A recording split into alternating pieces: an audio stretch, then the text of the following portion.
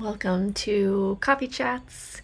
My name is Elizabeth Cunningham. Today I wanted to chat with you about something that has been on my mind, on my heart, pretty much my entire life. It just takes different forms depending on the current climate. But I want to start with that I have always known that gender and sexuality are political. And if you don't think that gender and sexuality are political, I'm not here to argue with you in this video. You don't have to watch this video. If you are curious about why they are political, you can watch this video. There's many other resources for you. But I've always known that gender and sexuality are political. One of the reasons being is that as a little girl, my dad and my mom as well are very political humans, and my dad would buy me books of just women in history. And one of those books was Women Who Run the World, and another one of those books was a biography of Eleanor Roosevelt, who was Franklin Delano Roosevelt's wife, if you're not familiar with her. And I read these books like it was my job. And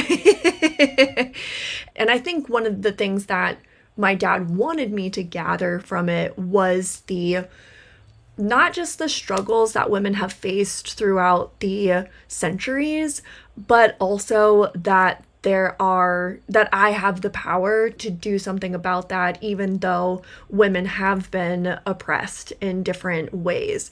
And that in knowing that, and in being someone who's always been super interested in gender, sexuality, attraction, and also being a very politically minded person as well, that was one of the things that really led me to getting degrees in those things. So not only have I been talking about this, thinking about this my entire life, given the history of my family, but I have a degree in political science, specifically in domestic politics, which is in the United States.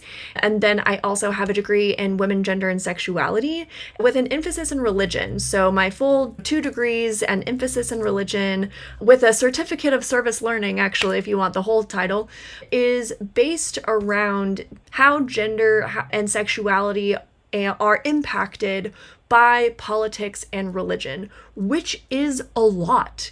The politics and policies of our nation, of our states, of our cities, of our counties have direct implication to our everyday lives. And I don't think that people understand that, especially now with how much political unrest there is in the country.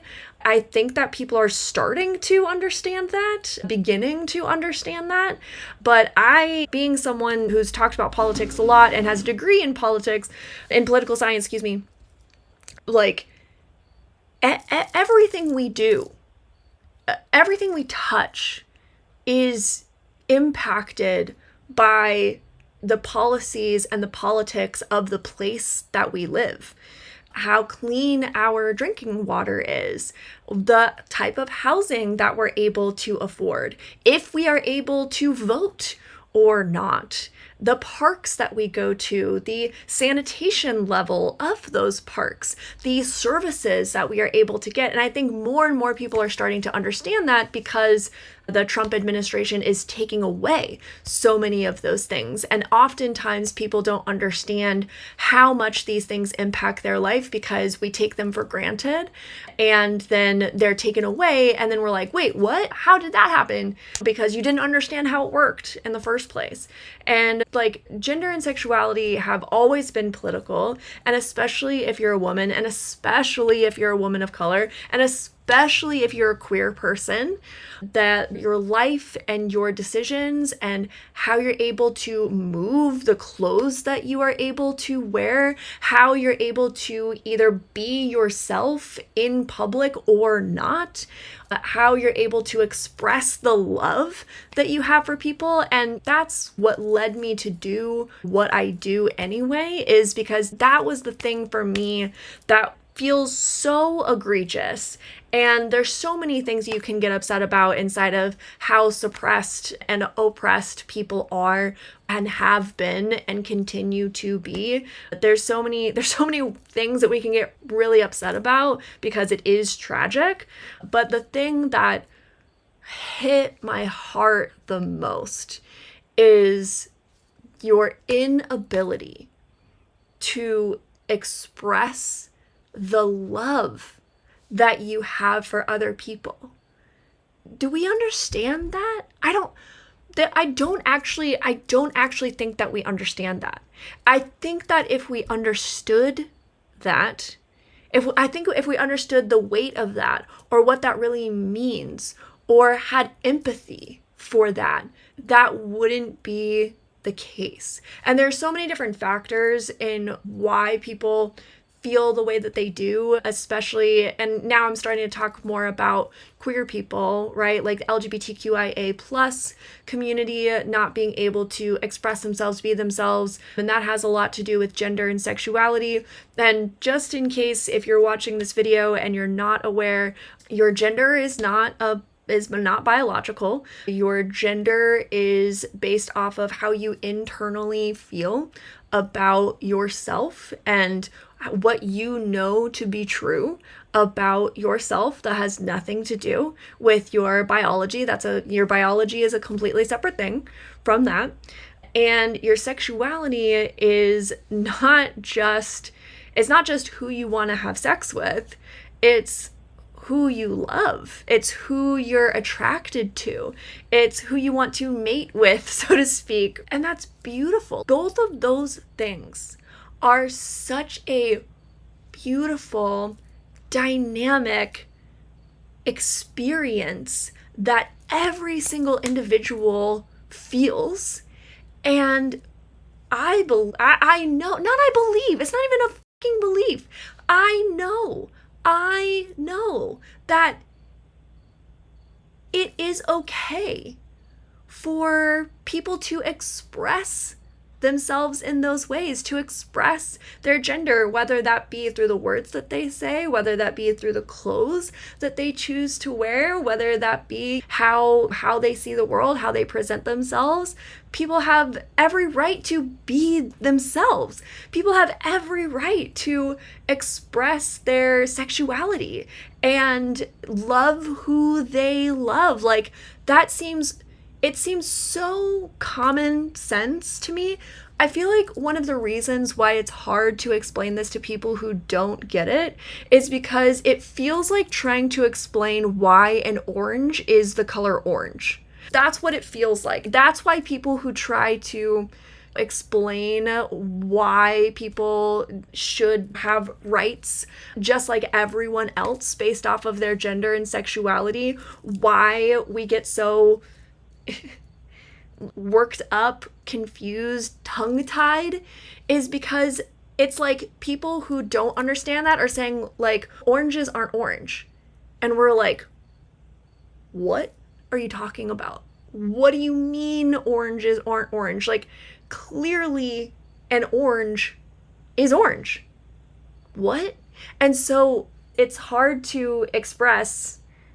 And then we're like, look at all of the science and look at all of the data and look at all of this stuff. But at the end of the day, it's like, why am I having to explain this to you? Like, why am I having to explain to you that an orange is orange? Why am I having to explain to you that someone, who you thought was a man says that they're a woman?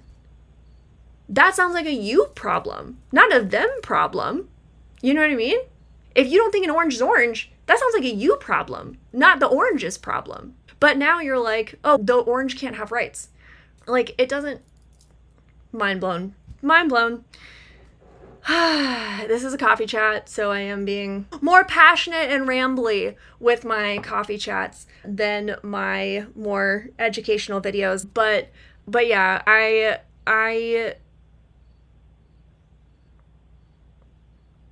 I've been working in this field, studying in this field, have degrees in this field, and I have said many more articulate things about this.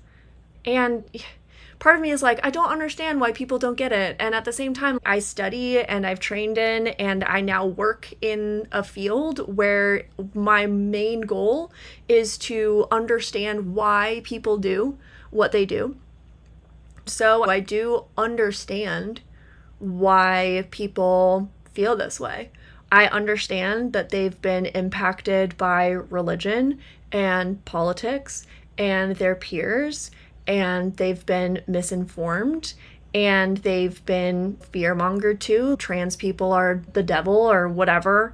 Queer people are evil or sinful or whatever. Like, we have all of this propaganda against our community. And so I understand why people feel the way that they do. It just, like, I understand how they got there, but it just breaks my heart. It breaks my heart that people have been trained, brainwashed their entire lives to hate people for no reason other than people in power want some sort of gain out of it. Most things come down to power and control and entitlement. Most things come down to power and control and entitlement and our humanness to hold on to being right so tightly that we hurt people in the process. And I believe that most people are good. I believe that most people are misinformed. I believe that people can gain the compassion and understanding of others and see that their beliefs have been hurting and harming and groups of people. And I know that not everybody's going to get there. And I know that one of the ways to help progress that, because I do believe in a world where we do get along, where we do live in peace, where we do see that how people love and how people see themselves is valid and beautiful. Not just valid, beautiful. That it's beautiful. I do believe in a world where we come from love and not fear. I believe in that world. And I believe that one of the ways to get there is to continue to share our stories and to humanize one another. I think that is one of the best ways to do that, is to share our stories, to humanize ourselves, to humanize each other. And that work has to be done by all people, not just the people who are causing the most harm. I believe that has to be done by all people, that all of us have that work to do. And I believe that if we all did that work, then that would make a huge difference. And that's what I believe, and that's what I'm here to do. So thanks for coming to my coffee chat. I love you very much. I'd love to hear what you got out of this video. Or if you have any questions. And we'll see you in the next one, all right?